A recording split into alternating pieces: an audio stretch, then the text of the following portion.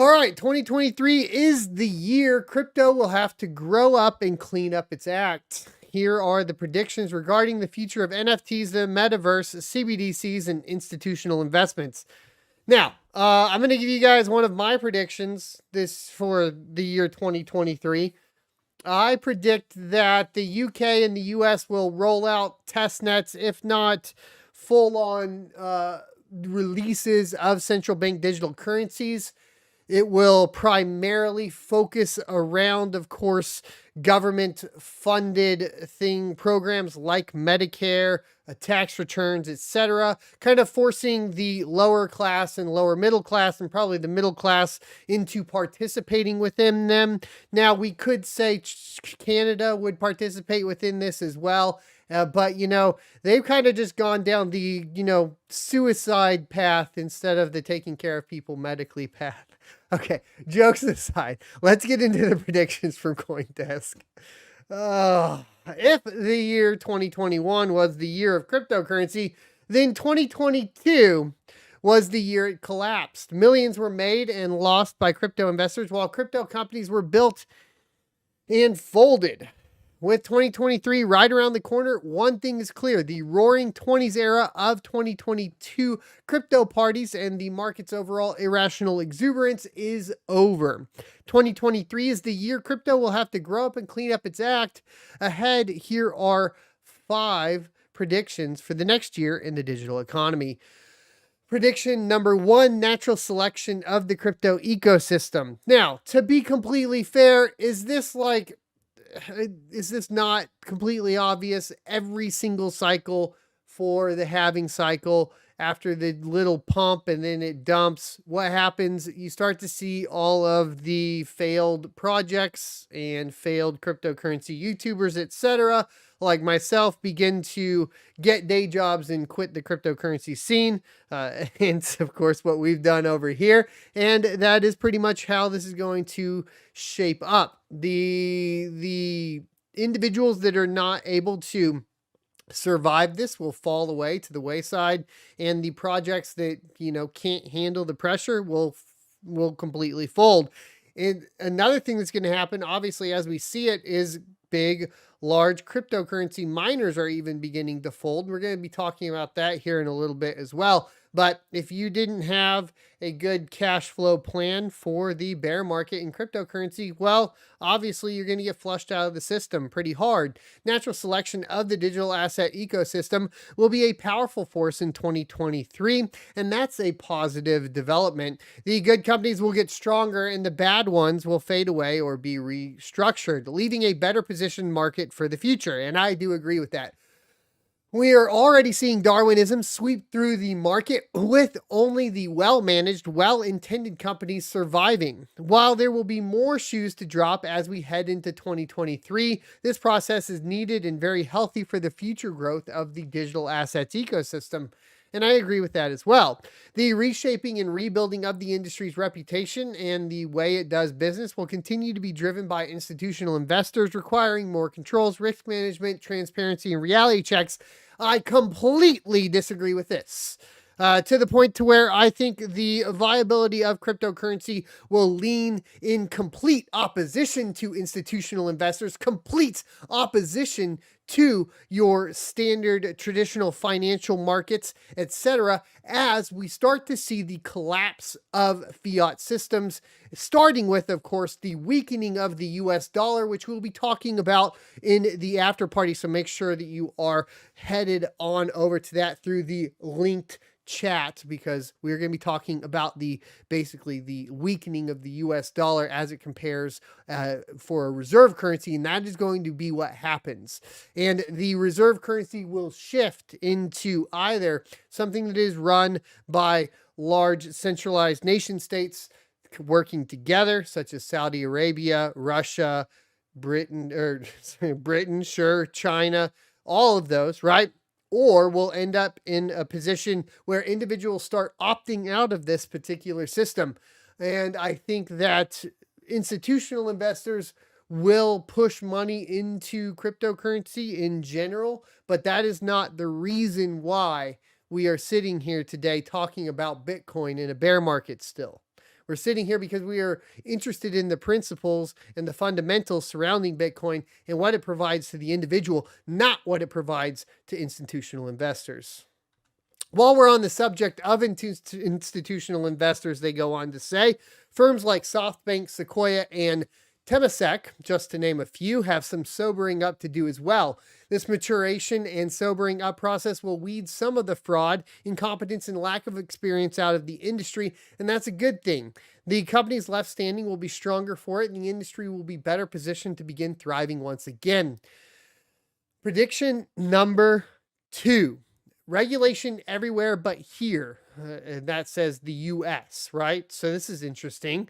Countries across the globe will make critical decisions on crypto regulations in 2023, while in the US, no meaningful regulatory movements will occur due to legislative dysfunction. I don't know that I really agree with that, as if the US legislative dysfunction is much worse than like Britain or Canada, etc. I think they all got the gunk and all got the red tape, unless, of course, you're looking at something like China for comparison, where they can pass things quite quickly thanks to the CCP, and maybe Russia, right? I don't see that. Also, if we're being completely fair, like we read about last week, as it pertains to Russia and regulation over cryptocurrency, they're pretty much removing all of the regulation surrounding cryptocurrency, specifically to allow people to function within some sort of economy and some sort of commerce without the interference of a government, so that they don't end up in a position where they're hurting, of course, the oligarchs financially. So it's gotten to be, like, obviously from the perspective of Bitcoin and cryptocurrency, a very viable and like front stage kind of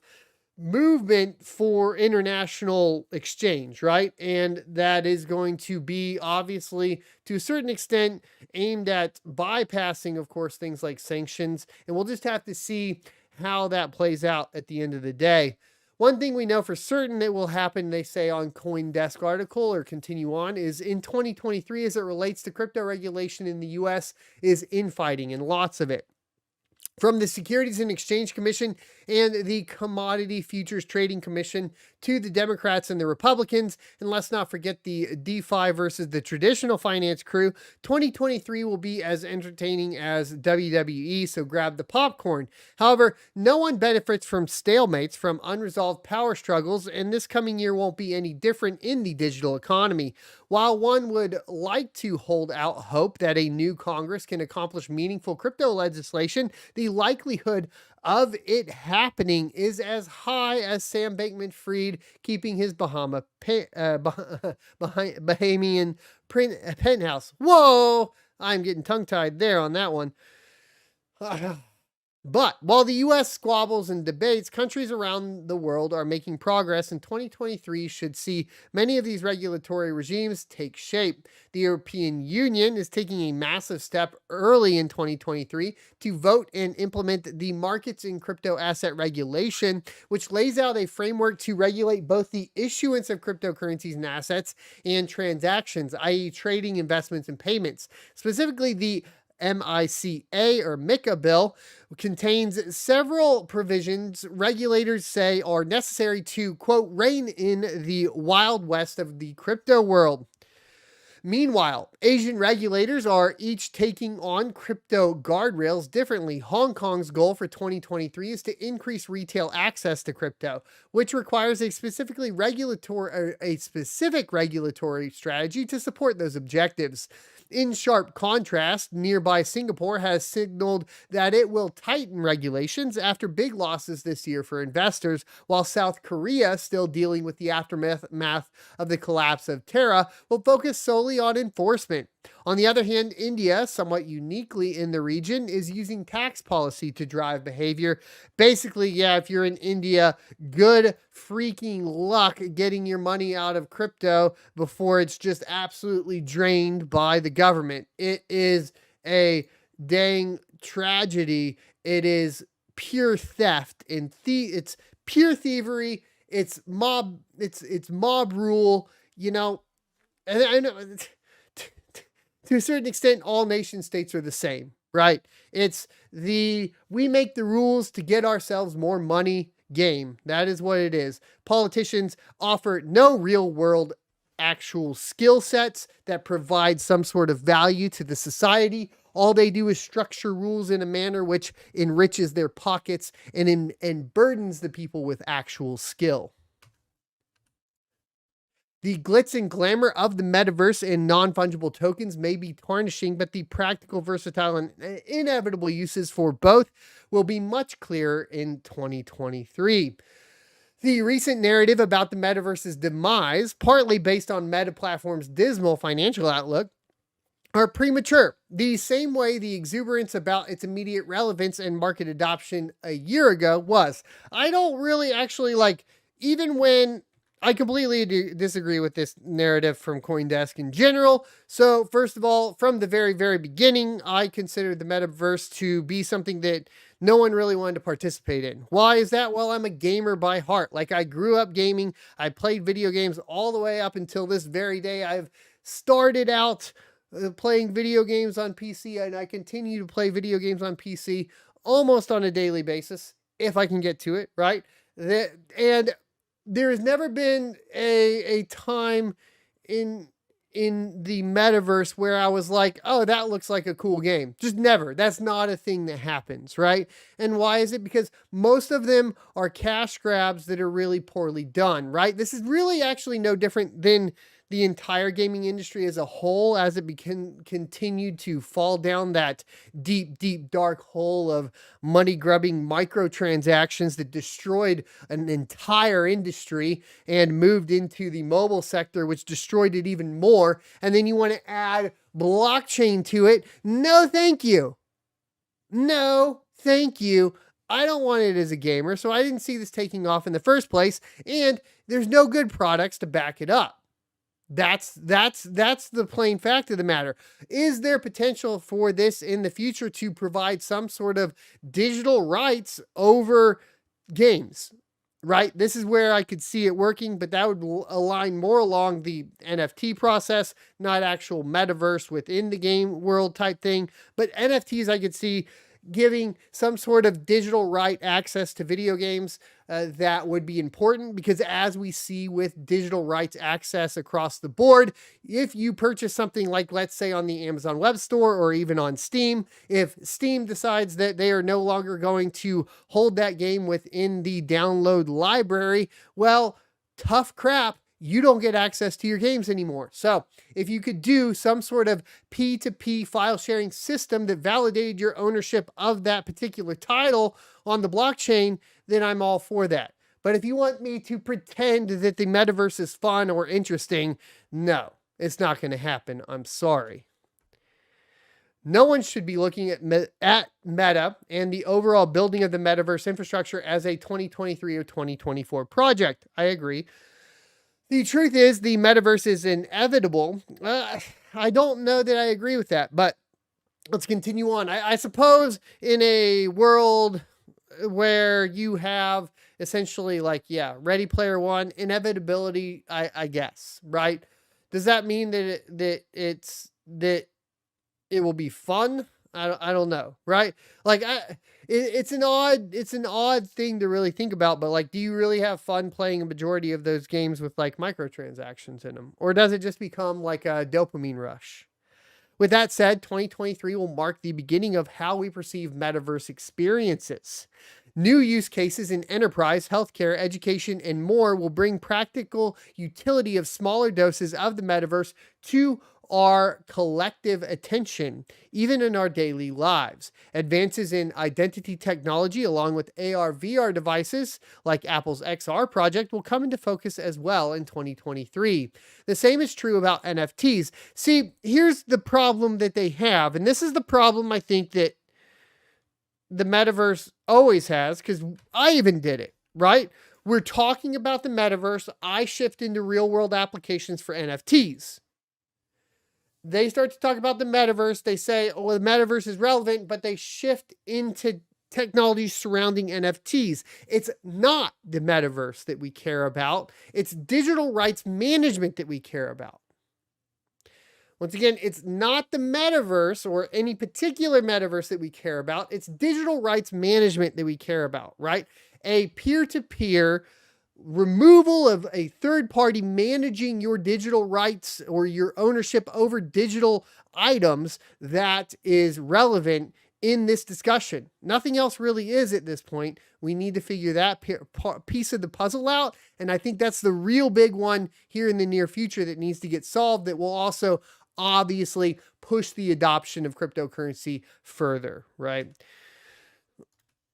So they kind of just go on to talk about NFTs, right? The funnel of innovative ways to leverage NFTs will continue to widen in 2023. Sure, yeah, that's going to happen. From supply chain and logistics to healthcare to real estate and retail, NFTs will have a more pervasive and permanent role in digitizing operations. Obviously, the elephant in the room here, the primary used blockchain for all of this is Ethereum, and Ethereum is clearly suffering censorship since it has moved into proof of stake. There are clear problems with the platform as it sits. There needs to be an alternative that's proof of work, that's viable, that people can adopt. Will that happen? I don't know. I just don't think that in its current state, it is basically regulation proof, right? Which at a certain point, you need to be able to say, these digital rights that I own with this NFT cannot be infringed upon by a government.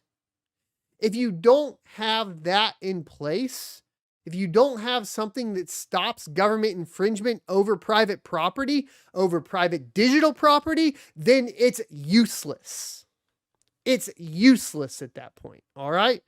That it just is. So if you're going to have a blockchain like Ethereum that's already suffering from censorship issues, that's already been deemed a security by the SEC, and that is your primary method of validating digital ownership on the blockchain, I just don't see it as being a viable option in the future. Prediction number 4, 2023 may be the year of the CBDC around the world, but there will be no digital dollar in sight. The CBDC arms race will continue as central banks create alliances with commercial banks and technology providers to strengthen their position to test, launch, and execute on their unique CBDC strategies. Yeah, I agree. Oh, it's across the board, right? It will be the year of CBDCs. It's clear that the propaganda machine on a global stage, right, has pushed for this, right? From the collapse of FTX, or from the collapse of Luna all the way through the collapse of FTX, all centralized entities, they take these centralized examples, which is the reason they failed, is because of the centralization surrounding them, right? And they take those as examples and they say, well, that means that we need to regulate the decentralized part, right? It's not the corruption. Don't look behind the curtain, right? Don't see Gary Gensler sitting there having coffee and tea with Sam Bankman-Fried as they plan out the greatest propaganda machine, anti-crypto crypto plan in the world, which is, yeah, sure, admittedly tinfoil hat, but clearly if you have the owner of FTX, the biggest fraud in history, sitting down with the head of the SEC discussing regulation, and then the entire catalyst to accelerated regulation is brought on by fraud within that company, it brings up a pretty strong tinfoil hat, right? That's pretty much, it's like, okay, you know, maybe I do need to protect my brain from this propaganda at this point, right? Like, this is insane. So yes, where does that lead us into moving into 2023? It clearly leads us into CBDCs. You can't handle it. You're not financially responsible. The individual is stupid. You don't know what you're doing. Don't worry. The government will take care of it. They'll allocate the amount of money that they think is what you deserve for the job title that you have. And you must spend it within the certain amount of time window, because saving would actually end up putting your next generation or your generational line in a possible advantage. And we can't have that, because our kids need to stay at the top while your kids stay at the bottom. Our kids need to basically be raised in a manner where all they do is govern with no skill set to attribute to society, while all the rest do the daily work, right? That is where you end up. This is clearly what they were working on in China here recently. That's why I bring up basically this idea of a currency with an expiration date, right? Here's your paycheck for the 30 days, pay all your bills. Oh, you have a little bit left over, you better spend it, because if you don't spend it, it's gonna expire, right?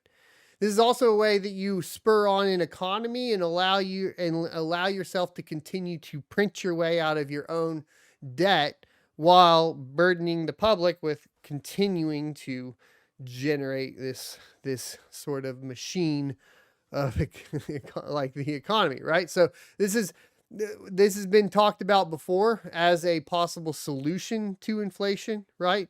You end up with a position where the government can basically completely control the flow of goods and services, right? Let's continue on. So, with more than 80% of the world's central banks already considering launching a central bank digital currency, 2022 was mostly full of trials and testing. However, the movements by nations across the world to make CBDCs a reality is picking up speed and will become a majority priority in 2023, especially as the race to set a global standard is in sight. Additionally, commercial banks are increasingly interested in the space and will begin or continue to partner with central banks and software vendors to ensure success and mass adoption. While China's digital yuan is far beyond the rest, many countries are making headway. With 2023 goals of rollout a possibility, the Bank of Japan is piloting a rollout with major banks in early 2023. Turkey announced it would launch its CBDC next year, while the ECB intends to start work to develop a rulebook in early 2023 on rolling out a digital euro. The money and payments world is clearly on a path of adopting blockchain more broadly in 2023, with SWIFT even recognizing the need to move in this direction. So clearly, like, CBDCs are happening. You can safely keep the tinfoil hat on for a CBDC actually happening, because they are happening, right?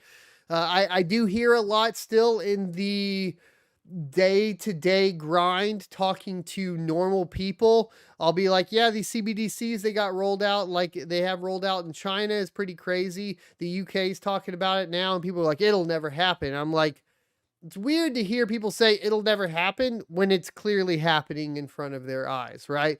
There's this denial of a CBDC actually being reality when in fact it already is reality. And so to a certain extent, I do like, it's kind of like using that cliche, like, wake up people, CBDCs are here. They're right around the corner for the Western world as well. And they're going to be deployed in over 80% of the governments across the world, right? Across the globe. That's it. Prediction number 5, though. Institutional investments in the digital economy will skyrocket. Institutional investors will make big moves with their big money. We learned in 2022 that beyond crypto's organizational woes, it is closely tied to traditional market movements and the overall economy. I think we kind of debunked that to a certain extent, but, let's continue on. For 2023, the domain's performance will again depend on world economic sentiment. If concerns ease, we may see an uplift in crypto prices as well as investments in the digital asset market. Regardless of the market trends, we will see more traditional blue chip funds, i.e. KKR and Hamilton Lane, together with securitize, tokenize, yeah, so blue chip funds tokenize. I couldn't say that securitized, but KKR and Hamilton Lane, blue chip funds will tokenize, making them more accessible to a broader sphere of investors. Additionally, more and more large cap market players will move into the tokenization space, i.e. JP Morgan, HSBC, Fidelity, Goldman Sachs, and we'll see a significant uptick in mergers and acquisitions activity as a result. I do think that will happen, yes. However, a caveat to all of this, as mentioned prior, is whether or not legislators and regulators step up to provide some needed stability. 2023 will also be an excellent time to invest in venture capital funds focused on the blockchain ecosystem, not crypto funds. History shows VC funds that raise during recessions outperform funds with different vintages. Plus, it makes a lot of sense because valuations in the blockchain ecosystem are going to be much more reasonable and down to earth over the next couple of years. Now, I will mention this. It's been a long day. Let's think about this from the position of the book Outliers. If you guys haven't read Outliers or gotten the audiobook, I highly recommend it. One of the things that it talks about is kind of like Bill Gates and Steve Jobs and the timing of their birth and the timing that they were, had access to mainframe computers, timeshares that allowed them to access mainframe computers from a remote location specifically. These were instrumental in their ability to become extremely proficient at programming at a young age, pretty much before anybody else. Now, while older, more wealthy individuals also had access to these particular technologies, they did not see the future in it because it just seemed like a kid's toy, right? Or it seemed like it may fail. This continued on, of course, into the internet bubble with similar moves from people like Mark Zuckerberg, right? And the timing of their birth and the timing of the internet and their ability to be just young enough to see the opportunity, right? Not old and stubborn, but also just old enough to actually know how to execute and to study these things. So what do you have now? Well, you have a similar opportunity, of course, with cryptocurrency. And now would be, like in general, when they're talking about VC funds raising during a recession, now would be a time for that sort of thing to take place. And the visionaries to basically have their ability to get the next breakout success from a financial perspective. Who will that be? What will the blockchain be? What will it look like at the end when we get there? I have no idea.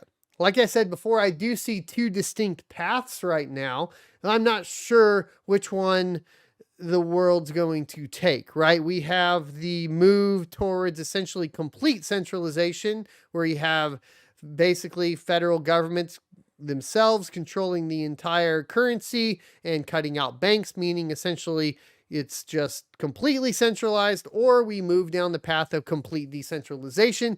Either way, chaos ensues to a certain extent, because with any transformation in industry, finance, etc., there's going to be chaos to a certain extent. So in for a bumpy ride, buckling in. Personally, that's how I see it. Also, though, keeping the eyes open for any sort of opportunity, especially as it pertains at a lower level like mine to education surrounding the subject, right? Not so much financial opportunity from the VC perspective, because I wouldn't have the type of capital for that, but from the actual technical perspective and understanding blockchain, understanding essentially the programming languages that are utilized for blockchain, that sort of thing, becoming familiar with the technology, so you can be a nice little blockchain worker bee at the end of the day if needed, right? That's kind of the way this works out, at least from my perspective. Thanks for checking out this clip from the Crypto Mining Show. You can check out the full episode here or more crypto content down here. Also, I'd like you to check out my locals page at sonofatech.locals.com, where you can become a member for free or choose to be a $5 a month supporter that unlocks additional content.